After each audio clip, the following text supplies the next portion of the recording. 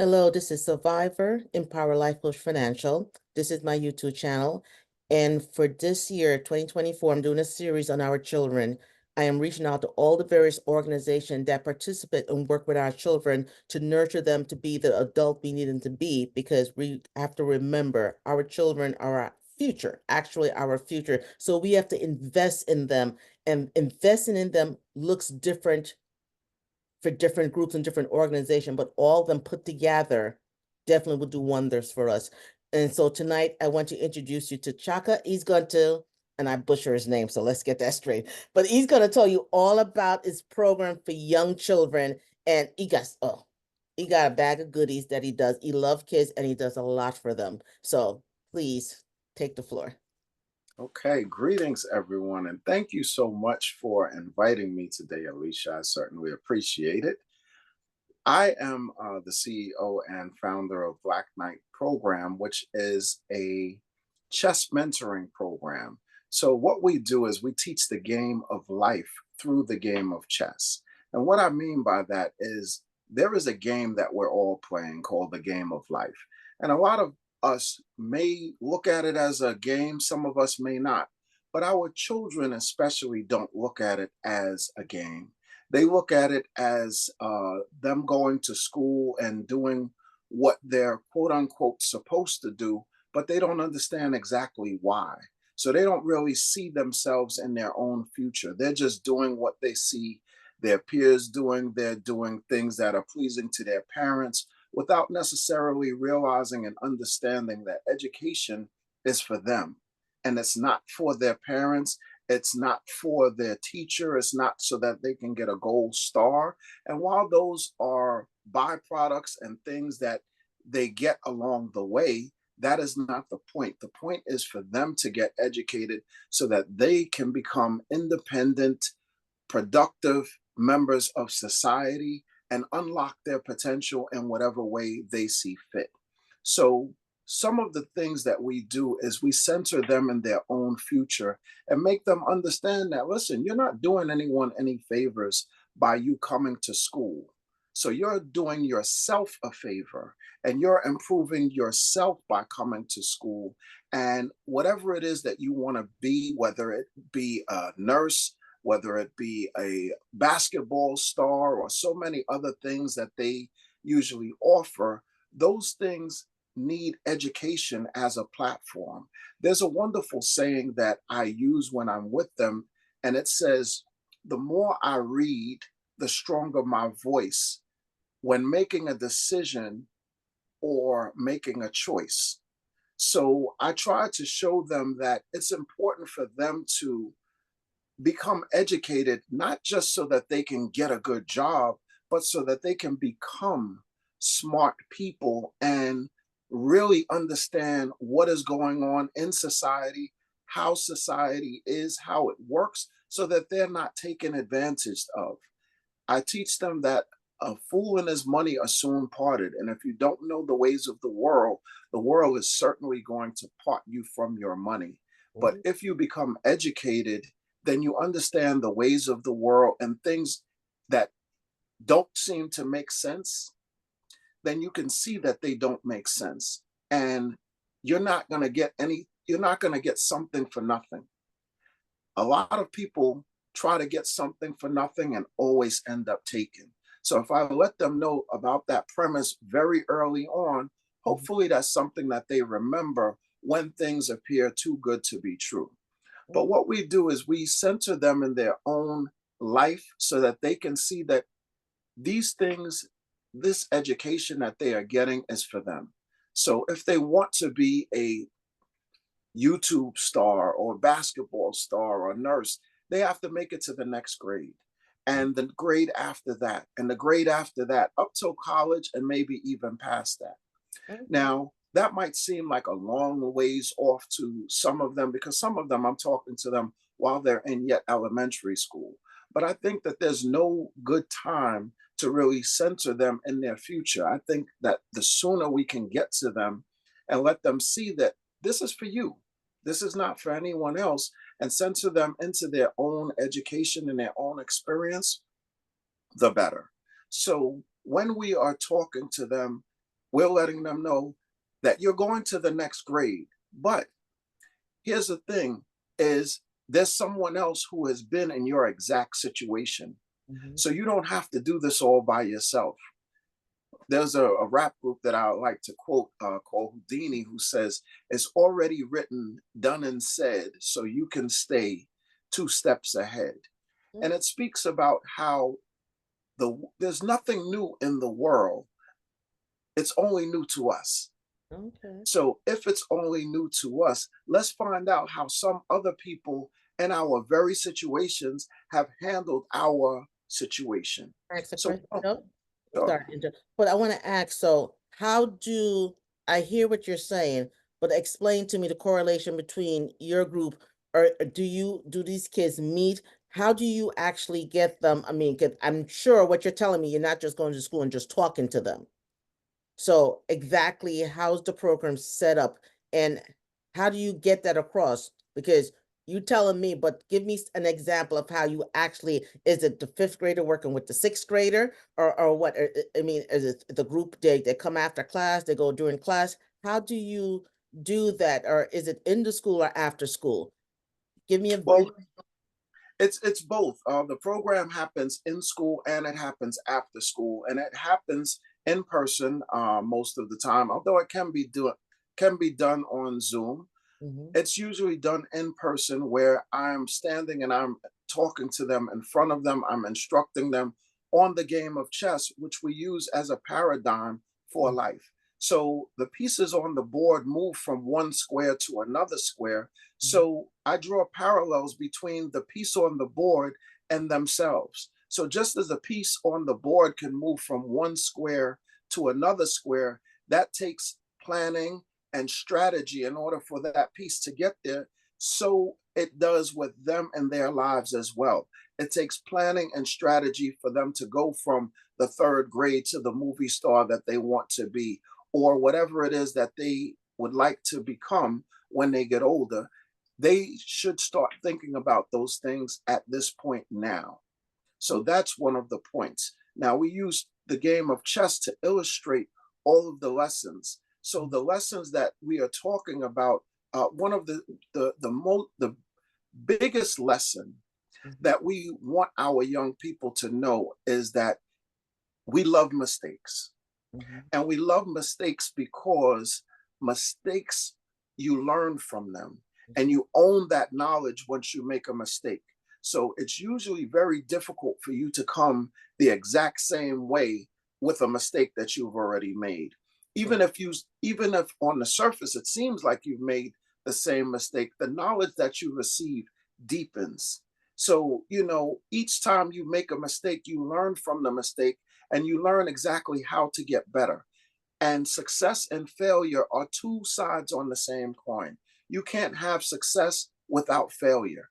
And true. in this social media era, you see all of the success without the failure, to the point where sometimes our young people have problems with disappointment or things not going their way.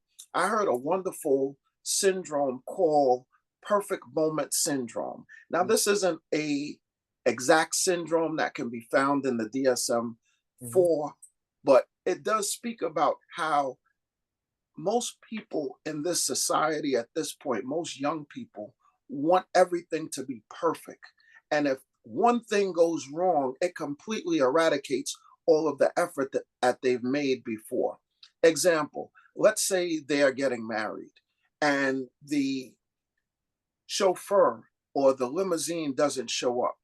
Now, all of the preparation, the dress that they've adorned, the day that they've planned, instead of them moving forward and making the best of it, they'll say, oh, it's ruined, and may look to throw in the towel. yeah. So, we're looking to try to let them see the whole world in its entirety and understand that success can only come through failures. And that is a part of it. And mistakes are not to be shunned or to be distant from. Those are a part of what makes us us. So we encourage students to make mistakes. We encourage young people to try. So, one of the things that we do, another cornerstone of the program, is that we really highlight that young people try, because we know that if a person is able to try, eventually they'll get it. But usually there's so many different layers that stop our young people from trying. And that can be as simple as some of their peers laughing at them, Mhm. or maybe someone of authority telling them that they can't do something. Embarrassed So, and knocking their self-esteem down. yeah. So what we do is we remove the paradigm of correct or right and wrong. Because when a person thinks that they're right, they're all of a sudden encouraged to speak. But if Mhm. they think that they're wrong, they're going to shy away from trying because they feel like they're going to be wrong. They're going to be embarrassed. They're going to be criticized. So if we remove those two things and just focus on the effort, eventually we will get the success. But how do you remove those things? How do you remove the sense that peers, individual peers, will snicker or laugh at someone making a mistake? Because it's human nature when they see something, not all the time, but human nature, especially young children, to laugh. They're free. They don't think about it when they're not the joke or the one making the mistake, when they're the onlooker. How do you curve them from doing that? Well, the way that I do it is I set the stage from beginning. I lay down all of the things that I tolerate within my sessions and what I don't tolerate. So right from the beginning, I tell them that I like to have fun and we're going to have fun, but there are times where we may not be able to have fun, and that's if we hear someone making fun of someone's name. Someone's name is very, very personal to them. That's a source of pride. Their family and their parents named them that name for a reason. So that's not to be laughed at. That's not to be. And sometimes I mispronounce their names, Tell me but the about fact it. but the fact that we focus on effort and we don't shun mistakes allows me to show them that I even make mistakes. Their parents make mistakes, their teachers make mistakes, but it's what we do when we make those mistakes. Do we own up to them? Do we apologize to them? Do we take accountability? Or do we act like we didn't do them? Because if we act like we didn't do them, or it's someone else's fault, or blame someone, then we don't learn the lesson that helps us to grow and to get better. So by me targeting and talking with them when I make a mistake, I think that that humanizes things. I think also the framing lets them know, listen, we're going to have fun, but we're not going to have fun like this. Not if anyone is laughing, not if anyone is making someone feel uncomfortable to be in this safe space that we've worked hard to create for young people, for all young people, not just for some, not just for the popular ones or anything, or the smart ones or the ones who usually get most of the attention because they're used to getting answers right. We want to bring in everyone. We want to give everyone an opportunity to showcase themselves and showcase things about themselves that they can feel good about. That's when we get the best from our students. Like that's another question. So you said chess again. So I have to go back to it because I'm not a good chess player. So Okay. do these kids actually learn how to play chess? And if they, I mean, that's the first question. I don't want to ask another question. Let me ask that. Can't do they learn how to play chess? And do they They have do. they're physically okay? So they actually do learn the process of sitting there and strategically planning and mapping it out. Now, if someone entered the program, is there a requirement that you should know how to play? Or are you going to train them or teach them to play as you navigating them through the process of life and how strategically you have to map? Because I don't know if you understand the strategic if you don't know how to play it. And so you need the foundation first, learning how to play chess so you can then take it and apply it to life skill. So where is there a requirement, or when the program first start, what's the first step if someone don't know, you have a mixed group of children in there? Well, first off, we customize our programs to the needs of that individual school or group that we are working with. But oftentimes, matter of fact, not just oftentimes, many times we get students who are just learning from other students who know how the pieces move. Very rarely do we have young people who know how to play. And, I make a distinction from that because, as the saying goes, there's levels to this. So when a young person learns how to play chess, the first thing that they learn is to how to identify the individual pieces, how the individual pieces move. So that's usually the first stage. And most young people who say that they know how to play chess, they know how the pieces move. Then the next part is to actually learn how to play chess, Mhm. which is playing the strategy. So, for example, when we have our novice players, they play chess well, they play checkers with chess pieces. And what I mean by that is they take pieces just because they can and just to show that they know how a piece moves, but they don't think about how that impacts the game or how it gets them closer to the finality of the game, which is checkmate. Mhm. So those are the things that I think distinguishes our players. So when we have a group of students, we have all students. We have a lot of the students who have never seen it, that don't know anything about the game of chess, to some young people who know how the pieces move. So usually we would have the ones who know a little bit more about how the pieces move.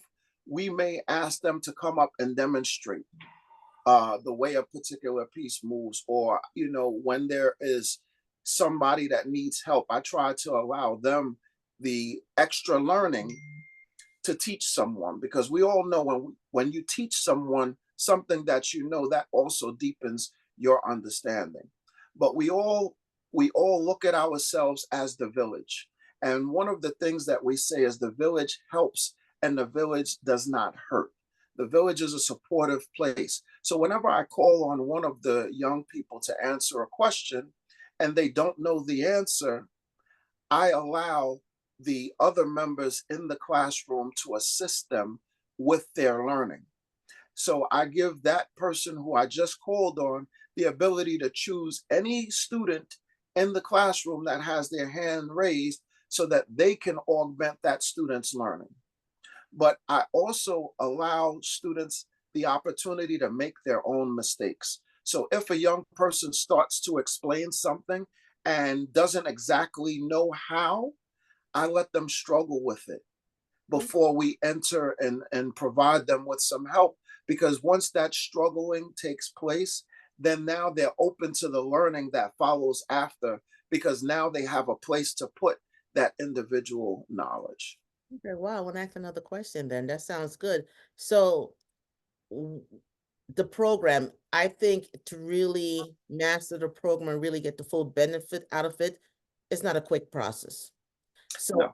how long is your program? Because you mentioned different grades. How long is your program exactly? And is there a starting point? Is there an end point? Well, once again, we customize our program to the needs of that institution. So what we try to do is get in the mind of the person who has hired us. Mhm. Why did you hire us? Did you hire us to teach your young people how to play chess, or how to make better decisions in life, to have self-regulation, uh, socio-emotional learning? What is your goal for the program? Because that really determines how we fill our content. There Mhm. are some people who would like to have their students play competitive chess. I'm gonna ask that. So, in that case, then we will focus more on the pieces moving.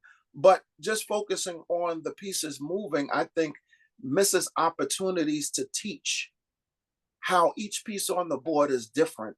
Each of them have gifts and talents, very much like the students that we're sitting in front of. And none of those gifts and talents make them better than another student. So, there's so many lessons that are learned there. So we still, even though the focus is now to bring them up to competent competitive play, we still don't miss opportunity to teach life lessons and lessons that are going to take them far beyond the chessboard and far beyond the school, like we're talking about in terms of trying. I was so enamored. I have a program where many of the students in this particular program are learning English as a second language. And some of the students in the class have a very, very emerging level of English. And we have what's known as the chess chant. So in the beginning of the classroom, one student comes up and they do the chess chant, which is a call and response system. Now, for most young people, that is center stage, and it can be very intimidating to stand there and basically do public speaking. Okay. So to have some of the young people who English is not their first language and they struggle with conversational English to feel the compulsion of the group enough to come out front and want to do the chess chant, I think is testimony of the impact of the group and how it can bring people, young people, who don't always speak or don't feel empowered to speak in a group for whatever reason. And we have all different young people across the gamut. We have young people who are who receive special education Mm, and may have issues in terms of impulsivity.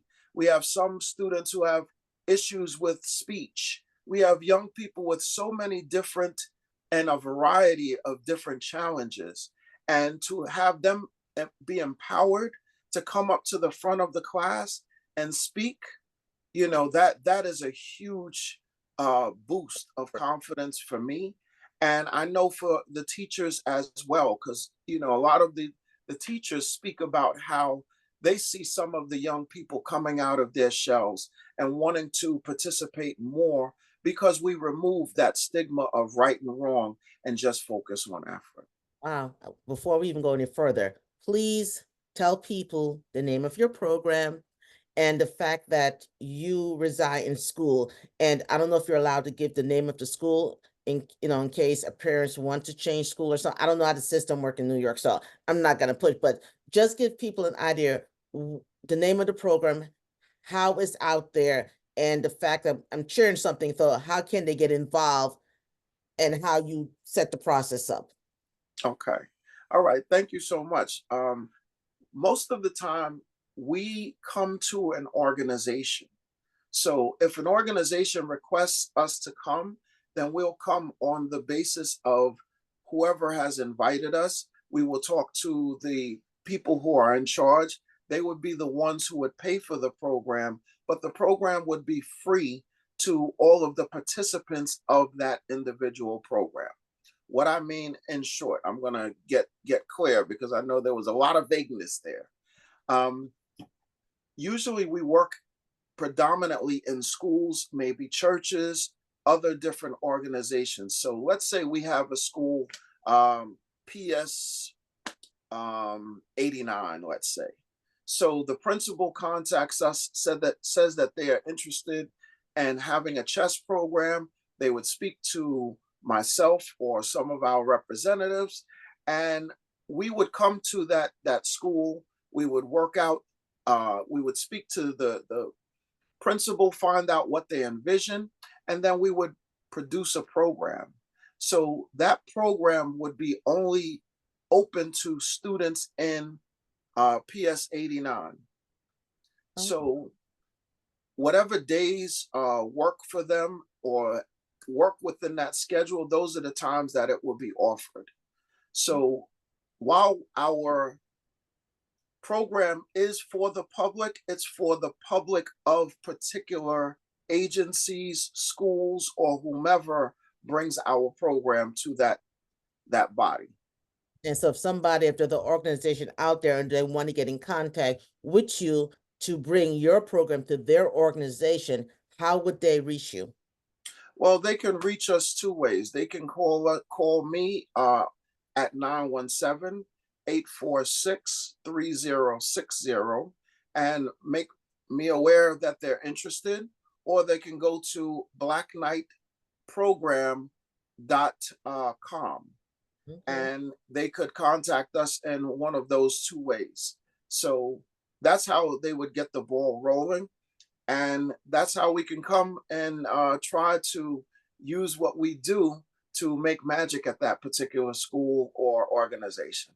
So when the organization reach out to you, do the program start in September and end in June, or they start mid-year? How is it a full school year? How does the program? What's the term? Well, we would love for it to start in September and end in June, but we look to accommodate whatever the needs are of that organization. This year we had several schools reach out to us in the middle of the school year. So we started at some of the schools in March. Okay. And if we're starting in March, we know that when we may not be able to get a full-fledged program, but we can at least pique the interest of the other students in the school so that the following year when we come, we can really roll the program out. But once again, we try to customize our program to the needs of that particular school or organization at whatever time they contact us. Okay. So in a real in the perfect world, because we know there's no such thing as perfection, what is the time frame for your program to get the best result? I know you have to go by the school. If they called you in May, they might just get a snippet, not the real program. If they call in September and they give you full range, what would that look like for you to get the best result? Do you see your program actually could run from a September to a June? Is there Certainly, content to carry certainly. that far? Now, usually it takes 16 weeks for us to bring a novice player or a player who knows nothing about chess to the ability to sit down and play a game. That would take 16 weeks. So 16 more weeks, we would now start to get into the game, the parts of the game, the opening, the mid game, um, the end game, all of those things we would be able to do in the next 16 weeks. Now, that is for younger players.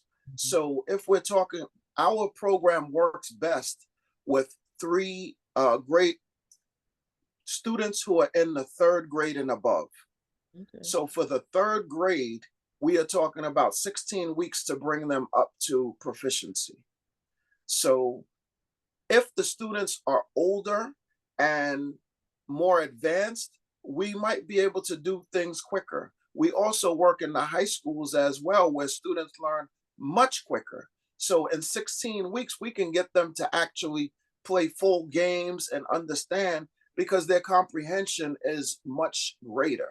So, that's kind of the guideline that I use is that if we're talking about third graders, we're talking about 16 weeks, and as the grades go up, usually the time frame shortens just a little bit, but that gives you a nice idea of what you can expect from our program. Wow. And what is this? Okay, first of all, what do success look like in your program and what is the success rate? Because I don't know what the expectation is. So what is the mission statement and what do you I know each school you have to tailor to the school, but there must be an end game. And maybe I'm using the wrong terminology, but tell me. Well, success for me is to get young people to reevaluate the way they look at mistakes, Mhm, reevaluate the way they look at learning and success, mhm, to always make an effort at whatever it is that they're doing, knowing that once they start to make an effort, they will eventually get success and proficiency in anything. But also to see themselves within the context of their entire life and realize that the steps that they're taking now in the third grade help them to become whoever it is that they would like to be later on down the line. That's what success looks like to me. okay. Now, once again, we have to customize those needs to what the program is looking for. Mhm. So those that success metric are things that I personally try to inject into the program in addition to what else may be requested. So if a school is looking for competitive play, okay, well then that is the definition of success at that particular school, but we also want them to be centered in their own experience and realize that the moves that they are making now affect the latter parts of the game. Okay, another question. Younger kids are easier to mold. They're easier to give information to, and the longevity as they grow, if it's a continuous process for it to become embedded and become automatic and natural. What do you do with an 11th grader who already kind of went through a lot of changes, already kind of have their mind made up? They learn quicker, but they're a little bit more stubborn, a little bit more resistant. How do you deal with that age? Because they're not as accepting. Well, you respect the fact that they have a lived experience and you don't discount that. So you use the lived experience that they have to relate to what it is that you are teaching and show them it's one and the same. So whatever their experience is, I can pick up some example on the chessboard to really draw a parallel with their situation and what it is that we are teaching. What we're teaching are life skills. So it may take a little while longer because they may be set in their ways, but at the same time, they're open to wanting to learn.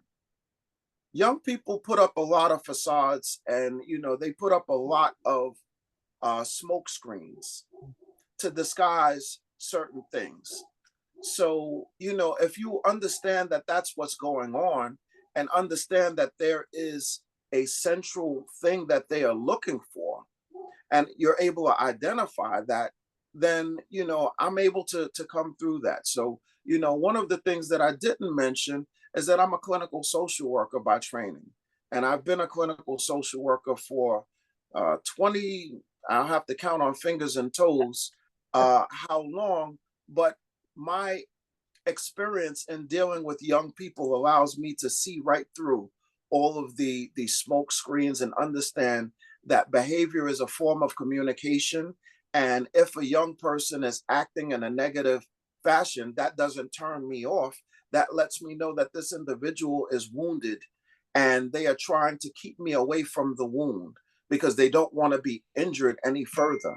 I recognize those things immediately and go towards the vulnerability and speak to the vulnerability of what has taken place and show them that I'm not trying to hurt them any further. In fact, I'm trying to heal that wound and let them know that they are not alone in what it is that they're feeling.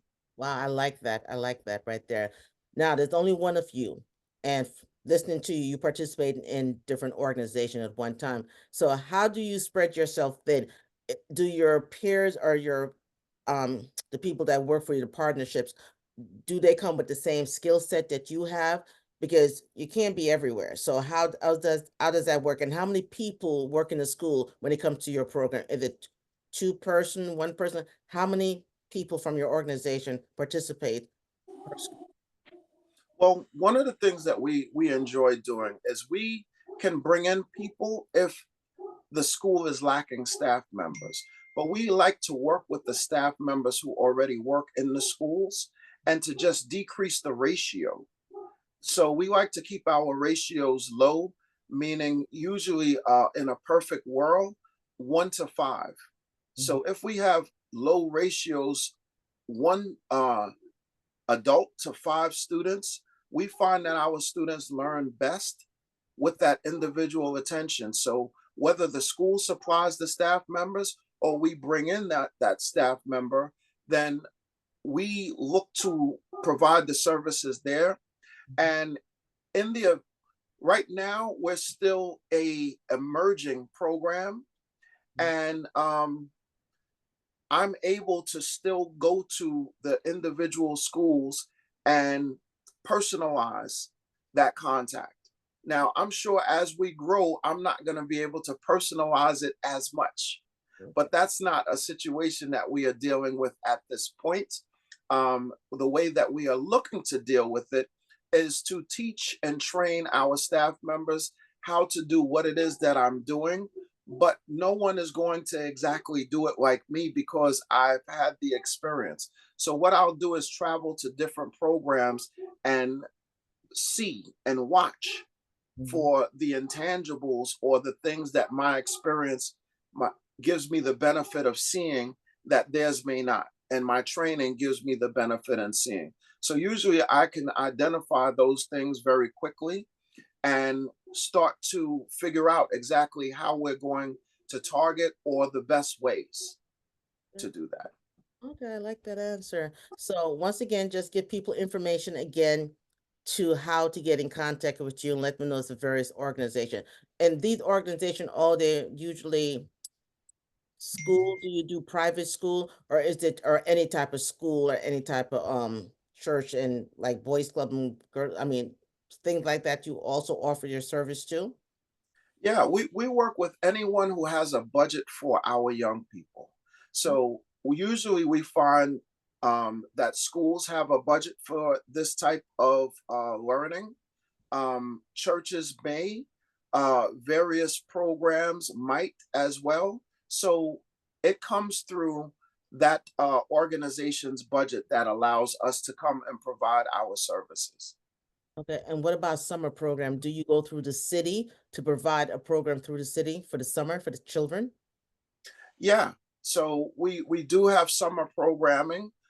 We are kind of putting a I'm not going to say we're slowing down a little bit. We're not taking as many as we usually do for the summertime because I'm going to be working on my book. Yes. And Ooh, a book. Ooh, what kind of book? well, the book is very much like what I do, and it is a puzzle book. Ah, And it teaches young people to go from novice chess players to intermediate. So, as I was saying, it speaks about opportunity, taking opportunity. But in order for you to take opportunity, you have to recognize that there is opportunity. yes. So, these puzzles show young people what opportunities there are and trains their mind to start thinking in terms of finishing the game, not just taking pieces, but finishing the game. And the way they would do that is by training and understanding that there is an express route to ending the game as opposed to taking pieces up until a point that a person just gives up. That's the way most young chess players start playing the game of chess, is just by taking pieces until someone gives up or they luck up into a win. We don't want we want them to checkmate Oh, their opponent, meaning get your opponent in a position where the opponent cannot, everywhere they're currently in danger and everywhere they move is danger. That's what checkmate is. it tracked. Wow. Okay, so I'm gonna have to bring you back once you publish this book. Once you finish writing this book, I'm gonna have to get you back. So, since you just gave me a snippet of the book, do you have any idea when it will be completed and when it will be available? Ooh, wow. I'm actually, um this is going to be my first book, so I've never published a book before. I don't know all that is entailed in terms of doing it. I am really crossing my fingers and looking to get it out sometime in October. well, the pressure is on because people are gonna be looking for it. I'm gonna be following up with you come October to ask you, is the book out? Show us the book. Let us know where to get the book. Now, with this book, who would you say is gauged for what age and can adults utilize this book as well? Well, yes, the way I'm looking to write this book, I'm looking to write this book where young players can learn and older players can also learn. So it's like songs that we've learned as children. And as we grew up, we really understood the impact and the meaning. and then it got deeper for us.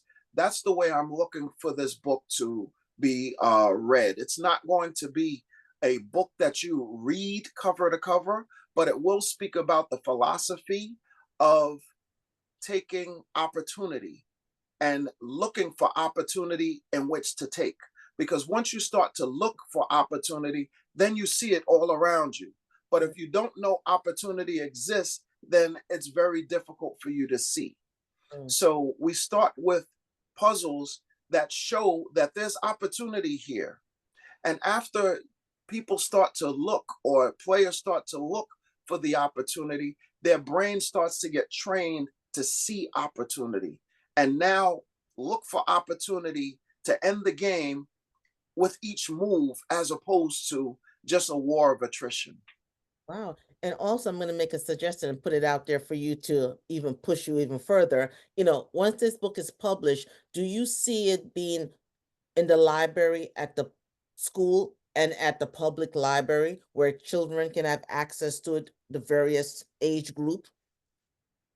Absolutely. We're looking to get this book out to everyone, the school library, to Amazon, everywhere books are sold, anywhere chess is happening. This book, I believe, is going to be one of the it's going to be such a pivotal book, because you were talking about every day someone wants to learn chess. Yes. Some of the things that I hear is, I don't have an opportunity to play chess with anyone. Well, with this book, you won't necessarily need to have another player to improve your strategies and ways that you are looking at the board. You can just look at this book and look towards the answers in the book, and start to train your brain to thinking about winning the game and ending the game far sooner than you would if you didn't know what opportunity looked like. Oh my goodness, I'm excited. I'm excited for you. So I'm gonna be wanting a signed copy. Obviously I'll have to buy through you because I can't buy through Barnes and Noble and get a signed copy.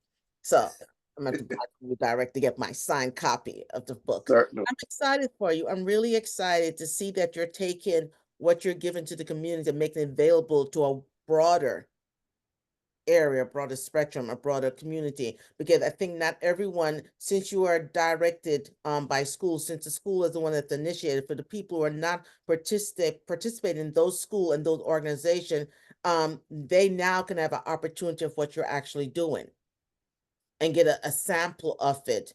And do you ever see yourself creating a program for yourself through the government, getting a grant where you can set up your own shop outside and have people come to your program? Do you ever see yourself doing that in the future? Well, we are certainly looking for government grants to expand our program. Um, I haven't gotten that far in terms of thinking, but there, I believe in limitless living, so I take nothing off the table. Okay. Okay. So we're looking for book tours, we're looking for speaking engagements, we're looking for television appearances, we are looking for the gamut. And then maybe even further than that, we're looking for clothing, uh, which demonstrate the the principles in the book. I mean, as I said, I believe in limitless living, so the sky is the limit here.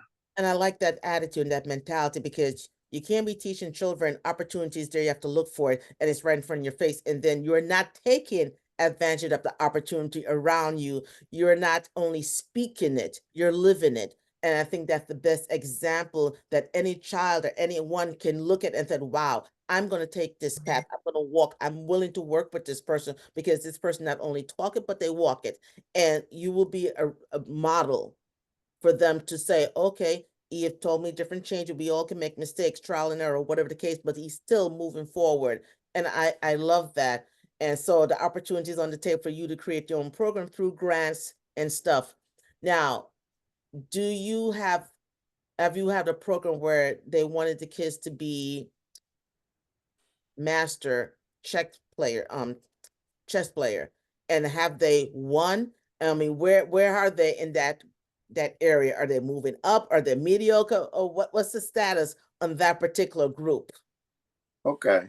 Well, I'm going to backtrack because the term chess master, Yeah. um, it really speaks to an actual level that chess players are at. So when you start to play chess, when you start to play chess very seriously, there is a ranking system. And in order for you to go up the level of the ranking system, it requires study. And to be a master Mhm. takes years. Oh, okay. So that's not something that I can say that my program has produced at this point, Okay. but I am certainly looking for some of the young people who we are teaching to become masters. Mm. But they can't become master. Well, I can't, and I'm not going to say they can't. Mhm. It would be very difficult for a player to learn chess in 1 year and become a master. In fact, I don't know that it's ever been done. But once again, we believe in limitless living, so I'm not going to take that off the table. Could be the genius. That could be, we all unleash our genius at different things that stimulate and motivate us. This kid could have been so because it really didn't spark their interest. And this one thing they gravitate, open up the world to them, and everything just come out and they just move forward, a force to be reckoned with. So if that being said, for the schools that want them to be competitive, how are they in that rank, that range of being competitive, and I assume competitive with other school or other organization that's playing chess? Where do your group rank in that, or you don't rank them? I don't know. Well, we don't rank them at this point, but we have not been on the path of competition, Mhm. but we are now responding to the demand for competition. Okay. So, there are so many schools that want a thriving chess program. Okay. So that's something that we are now working on. So that's going to happen in a little while. So I'll Ooh, have to come back and yes. let you know how that went. Ooh, and I got But another question for that. yeah, So what happened if you're in two school and they're competing with each other? How that work? How will that work? I'm visioning that right now. How will that work? That you have trained both school and they're competing against each other. I know you haven't got there yet, but I can see it. well, I mean, I would do the best with each group the same way as I would as if they were not competing. We want the best from every single student. So, in terms of preferences, in terms of who wins, you know, we also, just like we were talking about um removing the right and wrong, Yes. the paradigm of right and wrong, we also remove the glory of winning and the sting of not winning. And we only focus on effort. But where's the So, competitive juice? Where's the competitive juice? well, that's going to be for the school to produce. We Okay. want the young people to do their best. We want the best effort that they have. Now, if that effort produces a trophy, then that would be fine. But if it doesn't, they have to know and understand that the fact that they've even competed is something for them to be proud of. So whether they win or don't, that doesn't matter too much to us. Okay. Okay. I got it. Oh, you got to come back for a couple of reasons.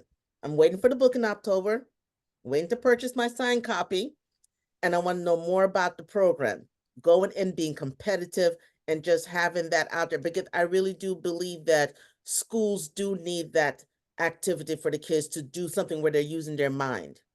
Then it's not just all physical. I love the sports, the basketball, the football, volleyball, but they need to use their mind. And it doesn't necessarily have to be science. They have the STEM program. They have all these other science programs where kids need to be science, but you're right.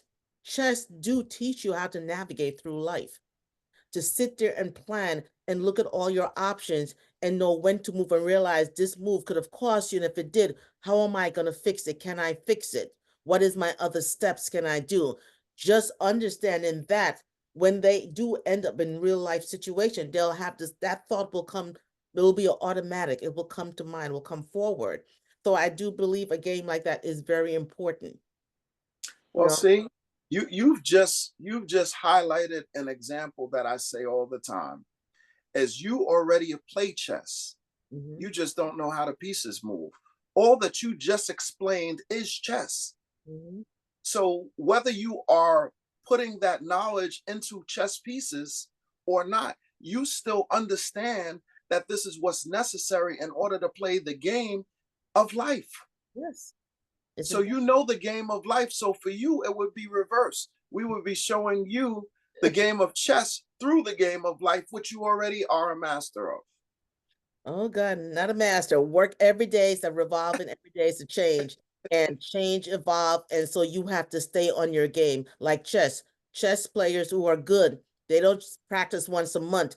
It's a daily thing to work with a different person because each person bring you a different road that you have to navigate. Absolutely. And like I How? said, you're already there. So many people, especially adults, they know how to play chess already. They just don't know how the pieces move. Mhm. So for adults, I would be teaching them how the pieces move because you already have the foundation for how you need to move in order for you to win, even though it's a game you've never played. And some adults don't know neither. Yeah. Some adults are they're adults, but they really don't know how to navigate life. So I think maybe at some point in time in the in the future, once you get the children, because we need to work on our kids. The kids them need that foundation because they're the next level that's gonna pretty much help this country to move forward. And we need to have them to navigate for all the chaos and confusion that's going on out there, and that they will be forced to deal with no choice, no option. So they need the tools to be able to be successful and navigate and rise and make changes. But You after you finish with them, you're gonna have to help some adults out there who need some help. Yeah. Well, you know what? We have a chess festival in October. Usually Oh, the um midpoint of October, usually around October 15th. And we've been having this chess competition for 4 years now. So theoretically, we have we have not had two schools come and play each other, but it's possible. oh We wow. just haven't had it happen. But Oh, we do have that competition every year. And this last year, we had a 7-year-old female win the competition. 7 years old. oh my God. She Okay. beat everybody Wow. That's nice. So you say, okay, so you're gonna have another one in October of this year. So every year. give location, give people Sure. information. So the chess festival happens in Stuyvesant Park um, or Fulton Park in the Bed-Stuy section, right across the street from Boys and Girls High School, between Stuyvesant and Lewis Avenue, um, Fulton and Chauncey, that park right there. So we have it all the time, every year, usually October 15th, whatever that Saturday is. I believe it's the second Saturday in October. Okay, so So you it's must right. sorry, you got to give me the information so I can put it out there so I can let people know about it so they can get an opportunity to meet you, see what you do, and just enjoy the moment. So definitely share the information once you have it set, the dates, time, and everything, so I can definitely put it out there so people can participate and get an opportunity to meet you and probably connect with you and get some business going on. I'm so happy I had the opportunity to speak to you because I think it's important for us to have things for our kids other than physical sport. Everyone look to the football game to save them in life, the basketball game to save them in life. And those things do give you funds, but let's be clear, there's 10 people on the team. Maybe one will be successful to reach that milestone. The others players they learn teamwork and they learn some other stuff. But I think you can be that and still learn chess to help you navigate even more because not everyone's going to be the superstar I'm in glad you in said that that. area. I'm Mhm, glad you said that because in chess, there's a lot of money. And I mhm. don't think a lot of people realize and understand that. So that's something that we also highlight. There are chess competitions. There is a chess competition called the Marshall Tournament that happens every year where the winner gets $10,000 Oh, excuse me. for Wow. winning. So there is money in um, various competitions all over the United States where young people can win money. And right now we have several different masters. Mhm. You know, let me lean on this for a little Yeah. while. Becoming a master takes years. I'm not a master. Mhm, I may be considered a club player. If we're being kind, I might be considered an expert, mhm. but to be a master takes years of study. That you don't become a master without intending to become a master. You Okay. don't just luck up and get so good that you are a master. No, you have to intentionally study a certain number of years in order for you to get there. The rating system goes from 0 to 2,300. In order for you to become a master, you have to be 2,200. The average chess player plays at maybe a 1,400. If we're talking about a good player, if it's a good player that you know in your neighborhood that's really good in chess, they usually play at about a 1,400. Okay. To be a master, you have to play 2,200. Okay. That is really, really a big feat. Okay. Currently, I play along the levels of maybe a 1,700. Okay. So you know I'm gonna ask the So, next question, right? I have no idea what these scores mean. I just know that 22 is higher than 14 and higher than 17 and 17 is higher than 14. How do they come up with this system? And I know you probably can't get too in depth, but give me some leeway because I know the higher number means better, but that's as far as it goes. well, with every game and every position, there is usually a recommended best move that a person can make. And the closer a person gets to what is theoretically considered the best move, the higher their ranking. And this is the reason for the book, is because if the book is teaching you to look at the position and make the best possible move that you can possibly make. When you start to play the game, you will start to play looking for the best move in every game so that you can make the theoretical best move in the game, thereby increasing your ranking. Okay, so who tallied this ranking? I mean, how do you get this ranking to be recognized? How do you get your ranking to be in the place where it's noticeable? Because if you're just playing on the block with Billy or Bob or Sue, your score is not gonna, well, I don't know, but I don't see it going anywhere if it's just between two of you. I mean, how do you get your score to be recognized? Well, you have to join tournaments. Okay.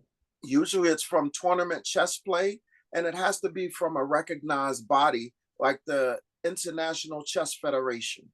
They Okay. are one of the ranking systems that rank players. And then they have competitions. So, for example, in the chess festival, we allow young people under 1,200 to come and play. Usually those are decent young people who play the game, but they're not uh, they don't have a level of expertise to Hmm. really be considered to be a good chess player informally. Okay. But that 7-year-old girl, she put it on him. Okay. Never know. She that person with that genius to you open that Pandora box and she let loose. I Yeah. like hearing about that. Okay, I've learned quite a few things here tonight. I didn't know there was a scoring system because I am not a chess player. My son played chess and he enjoyed it and he plays it well, but he haven't played in a while. But I just looked and said, oh gee, that looks interesting and moved on. but now you kind of piqued my interest again. You kind of piqued my interest again a little bit, but I think after I read the book, then I'll see where I'm gonna go from there after I get your book. I'm waiting for that book to see what else it can do for me and stimulate my mind to move me forward. I'm looking forward to it. So tell people once again, and also talk about we have spoken before, and I know you provide therapy for children. So I Right. have to put that out there because we need some Black therapists. And man, male, and you cover all those. So yes, you are a Black man, and yes, you are a therapist, a licensed therapist. So I want to please tell us what you do. Okay. So I provide therapy over Zoom, over text, and phone. I don't do in person at this point, but if a person is interested in therapy, they can get in contact with me by calling 718 304 1114. That number, once again, is 718 304 1114. They would leave a message. I would get in contact with them. I take most major health insurances as well. So I do individual therapy, family therapy, marriage therapy, possibly group counseling, although that's not exactly my specialty. But my specialty is dealing with young people who have ADHD, Okay. especially our Black males, anxiety, depression of uh, all sorts. And what I mean by that is there can be bipolar depression, schizophrenia, kind of may kind of transition over. A lot of those diagnoses are very, very closely related. So those are some of my specialties, or my specialty is ADHD. Some of my other specialties are bipolar, schizophrenia, and anxiety of all kinds. Wow. This is a man who definitely have many hats, but all of them are projecting to service in the community. And I think that's important to find all the things you do relate to service in the community and servicing young people. And I think without our young people, we don't have a future. And so by investing in them in every capacity, not just mentally, emotionally, but intellectually, and you seem to have covered all of that with your therapist, mentally, spiritually, emotionally, and then with your strategic chess game intellectually, helping them navigate through life. I think that's a wonderful package to offer your community. And for people out there, should I butcher your name? Should I? Should I? Chaka. There we go. We believe in effort. So, this is not just a theme in my program, but this is a theme in life. As long as we put forth effort, we will succeed. So I am very tolerant of mistakes as long as we learn from them.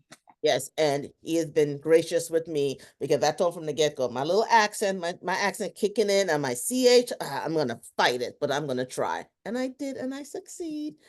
So before we wrap it up, another shout out again for your chess organization, where people can reach you for your therapy, mental health process that you do in organization, how people can reach you, because I think you're a valuable asset to the community and people need to know you're there and need to be able to reach you. So please, once again, share before we wrap it up. I can be reached at blackknightprogram.com or 917-846-3060 for the Black Knight Chess Mentoring Program. And for the Black Knight Therapy, I can be reached at 718-304-1114. Once again, that number is 718-304-1114. Thank you so much. Thank you, Ed. Once again, my organization is called Survivor Empower Life Coach Financial. I'm a certified life coach, and I help individuals move from point A, B, C, or D, wherever they choose to, My specialty is dealing with individual in a toxic relationship who wants to transition out. You can reach me on my website where it will give you a description of my service along with the cost and give you a bio about myself.